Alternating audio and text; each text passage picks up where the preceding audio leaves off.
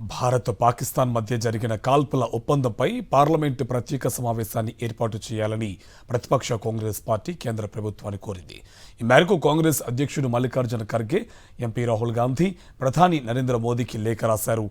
పీఓకేను పాకిస్తాన్ ఖాళీ చేయాలని కోరుతూ 1994లో లోక్సభ, రాజ్యసభలో ఏకగ్రీవంగా ఆమోదించబడిన తీర్మానం గురించి వారు పునరుద్ఘాటించారు.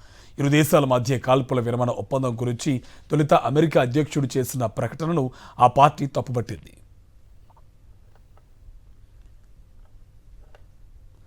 మన దేశ సమస్య అనే కశ్మీర్ను అంతర్జాతీయ సమస్యగా చేయడానికి వ్యతిరేకించింది.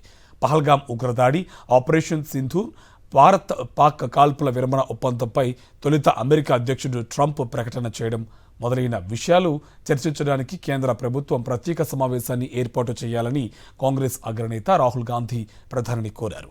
భవిష్యత్తులో రాబోయే సవాళ్లను ఎదుర్కోవడానికి భారత ప్రజల సమిష్టి సంకల్పానికి ప్రదర్శించడానికి ఇది ఒక అవకాశంగా మారుతుందని రాహుల్ అన్నారు.